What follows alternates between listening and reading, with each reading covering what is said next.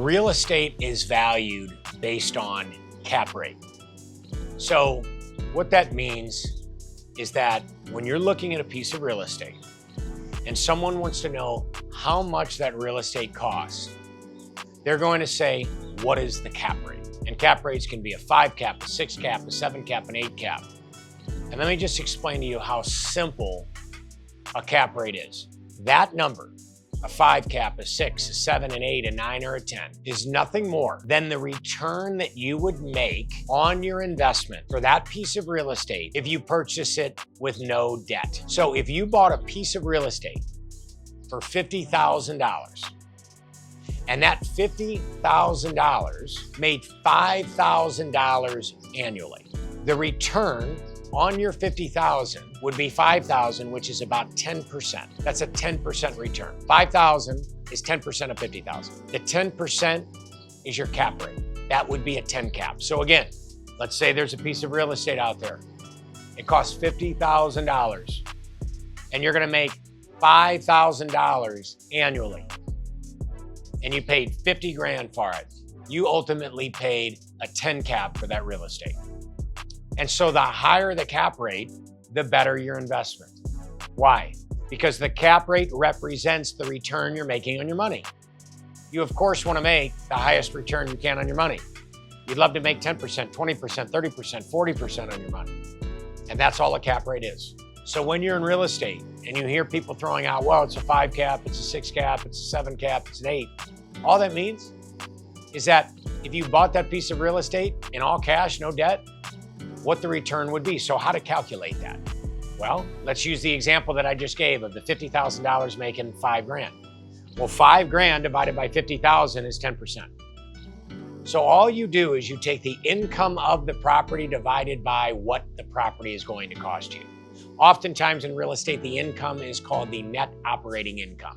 So if you want to find out a cap rate for a deal, ask them what the NOI is, ask them how much they want for the property, and take the NOI divided by the amount of money they want for their property, and that will give you a 10 cap. So let's say the NOI on a property is $100,000 annually. And let's say the property cost $1 million to purchase. You're gonna take $100,000 divided by 1 million. That's gonna equal 10%, which ultimately is gonna be a 10 cap.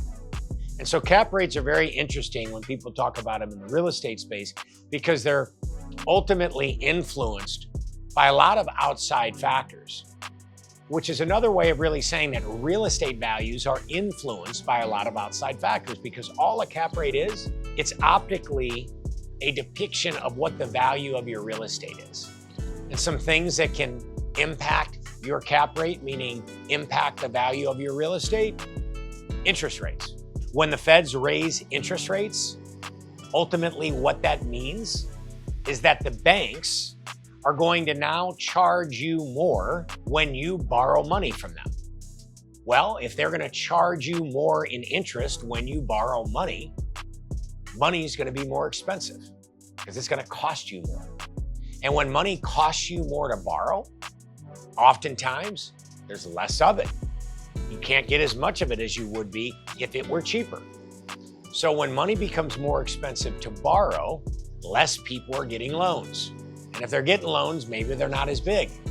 And so when interest rates go up, lenders spike their interest rates, cost of borrowing goes up, and when cost of borrowing goes up, there's less people out there with money that they can use to go and invest in real estate. And when there's less people out there to go invest in real estate, there's less competition.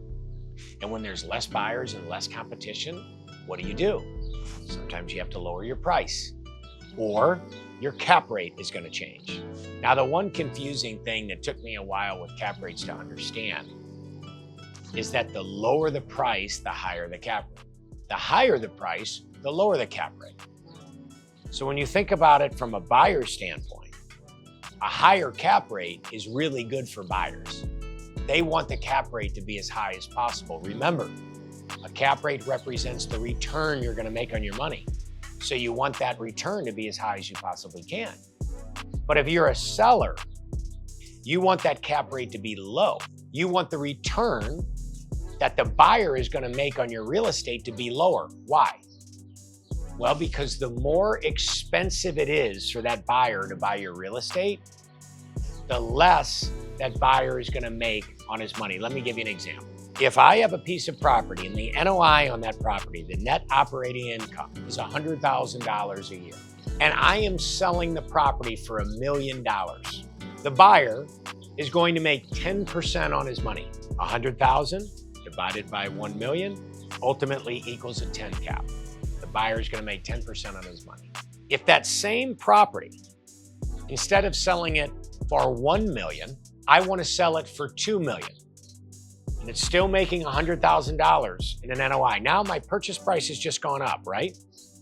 From 1 million to 2 million. Buyer ends up writing me a check for $2 million and has the same income of 100 grand. Well, $2 million making 100,000 is a 5% return versus $1 million making 100,000 is a 10% return.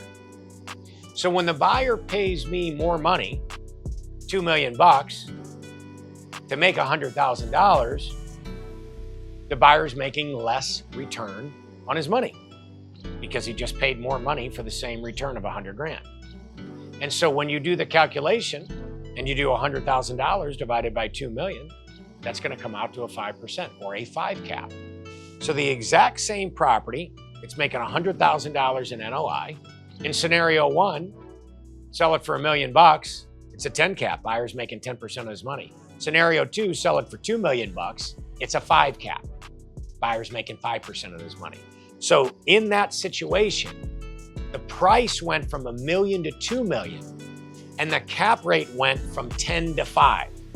So the higher the price, the lower the cap rate. A low cap rate is good for the seller because a low cap rate means a higher price. A high cap rate is good for the buyer because the higher cap rate means a higher return on their money, and a higher cap rate means they're paying less for the property so that they can get their big return on the money. So cap rates can be tricky, and it can be a little bit confusing when you think about that, especially that concept of the lower the price, the higher the cap, the higher the cap, the lower the price. That can get a little bit confusing. But if you just fall back to, wait a minute, cap rate is nothing more than the return the buyer is going to make on their money as if they paid it all cash, you'll get it right away. And so when you understand that basic concept, you really understand how real estate is valuated. Real estate is an income-producing investment. You buy real estate so that you can make money. Whether you're making it by cash flow of that real estate on an annual basis, or whether you're just making it on the appreciation as that real estate goes up in value annually, and then down the road, you're looking to sell it. But in either case, your cap rate can tell you the value and also what you ultimately can make on that real estate, whether you're making the money down the road when you sell, or whether you're making the money during the time that you have it.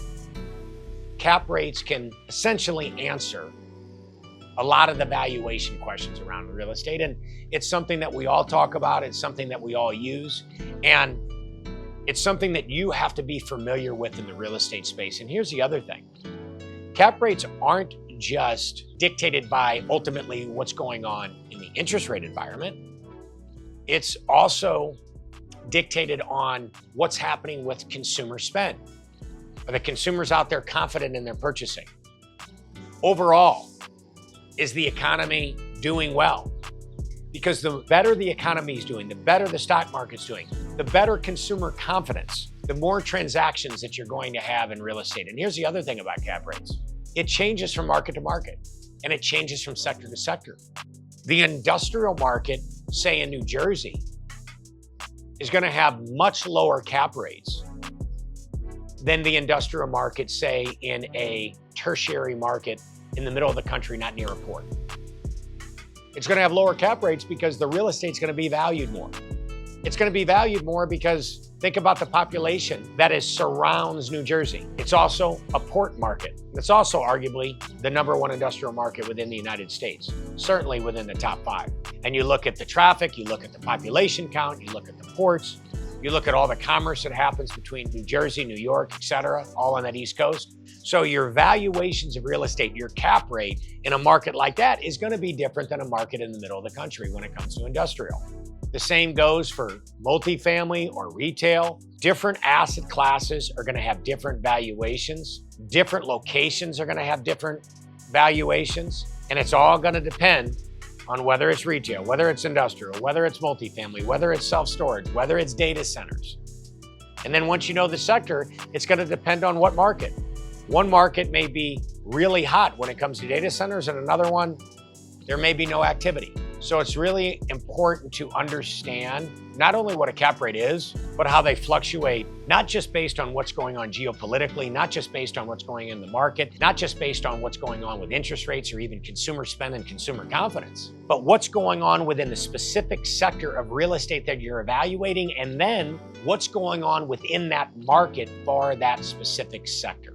So I hope this helps you when you're looking at real estate. But again, take the complex and make it simple. A cap rate at the end of the day is the return that buyer is going to get on their money.